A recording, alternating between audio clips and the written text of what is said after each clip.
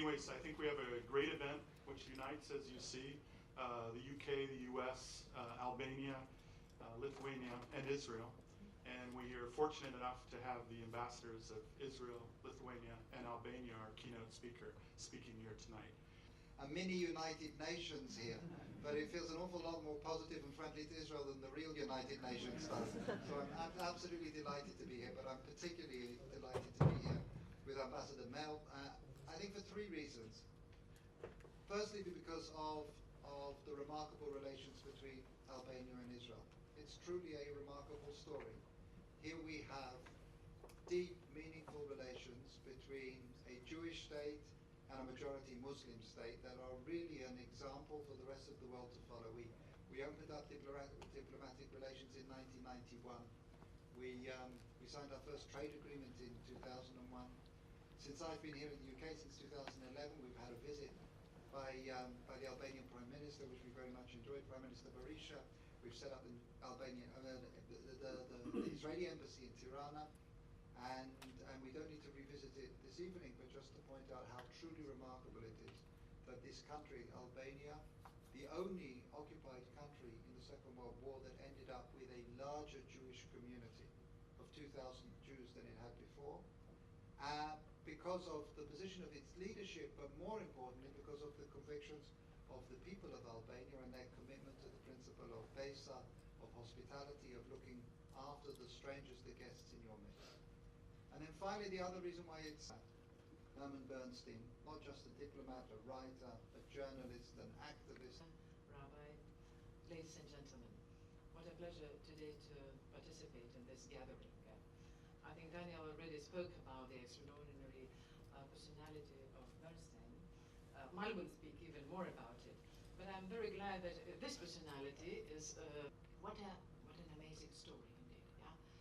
So Mal will tell, of course, much more about him. But let me tell.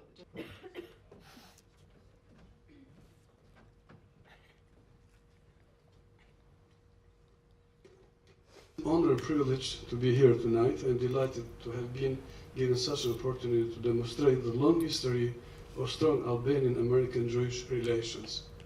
Albania has been an example of harmony between the Abrahamic religions for a long time, and this is particularly pertinent when put in the context of the recent tragedies experienced by France and Denmark at the beginning of this year. This talk will focus upon the life of Herman Bernstein, an intellectual, writer, journalist, polemist, and diplomat. But as this is such a very interesting figure of the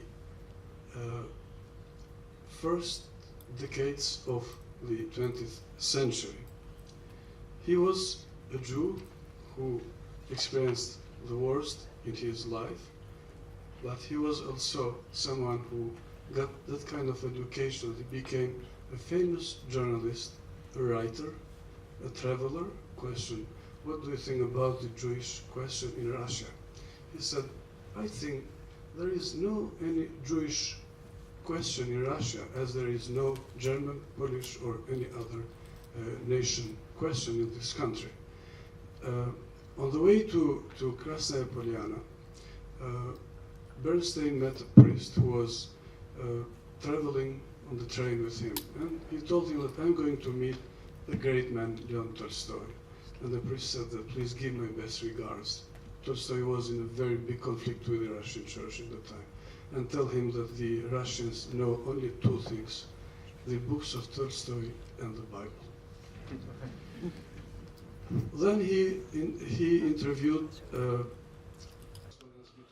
two cousins, the Tsar and Kaiser. Discovering these telegrams was very important because, as you might know, in 1915, a ship, British ship, named Lusitania, was sunk in the water into the shores of Ireland, killing 1,180 people. That was those who were in the entourage of President Woodrow Wilson. 1919 Paris Peace Conference is one of the institution was established based on the documents which were collected in 1925 by the Jewish community in Lithuania. When Lithuania was occupied by Nazis, they wanted to burn down all the documents, and they collected everything ruling, like making rules, and they put in a place where they wanted to put in fire. A Catholic priest of Lithuania took all the stuff and saved it in undercroft in a church. Then it was transferred to the United States. It happened having the Albanian King Zog, who was in office in the time of King Zog. The Albanian King Zog didn't have a history of himself or the family written until that time. So you see a picture where King Zog was telling his story to Bernstein, and Bernstein sort of creating a safe haven, a zone for the Jews who might be sheltered in Albania, and King Zog had given the consensus for that. Beyond that, King Zog promised that I'm going to rate him with the Order of Skanderbeg, which is the highest order given by the Albanian state in its own history. But besides the diplomatic work that he did in Albania, he was also an explorer, and he has discovered some of the very interesting stories of the Jews in Albania. Here is a picture of a synagogue of 5th century in Saranda, south of Albania. 3.5 years, a most fascinating listening and observation post. I found that Vlaf Albania has often been referred to as one of the most sensitive danger zones in Europe. The Albanians are a peace-loving people, and the policy of your government is unquestionably a policy of peace in the Balkans. I visited practically every part of Albania and learned to know and to love your people whose simplicity, genuineness, hospitality and kindness have left an indelible impression upon me.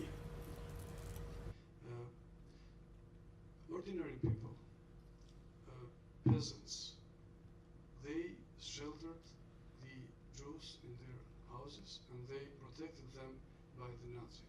We have people from Albania in this hall tonight who their families have done the same thing. They have protected the Jews. Knocks on the door, no matter whether it is midnight or midday, and asked to be sheltered till they want to leave. This is a very, very specific habit of the people in Albania. So Jews were considered like guests who should be taken good care. And it happened with the people not because they were organized in sort of organizations where they would receive any sort of aid or something else. It's only based on their conscience and their own way of living. She said, Albania, I don't know where is Albania. 15 or 16 years old girl, she didn't have any idea about Albania. So look at the Albanian consular missions are giving visa for the Jews. So she went to the office of the Albanian consular mission, and she tells a story. She knocked on the door, and the gentleman opened the door and said, come on in. She said, well, I want a visa to go to Albania. I said, okay, come and take the visa. She said, but I'm a Jew, so what? She said, but you have a passport. Yes, you have a passport. But the passport has a big J in harmony between the different religions in the country. And Albania is in a process of getting impressive presentation you gave, and was actually quite a new piece of information hearing about the Jews who got the refuge in Albania. Now you stressed on the importance of this interfaith. We pray differently, but we are brothers and sisters. I come from Pakistan, and makes us people and what makes us humans. I came from Albania about 18 years ago, and I was sort of I studied tourism in Albania, but I always wanted to be a lawyer, which I am now. And when I came here, I came with nothing, and many dimensions. And I think being a diplomat is necessary to be very knowledgeable, not only one field, and how to make reports when someone tells you something and you forward it.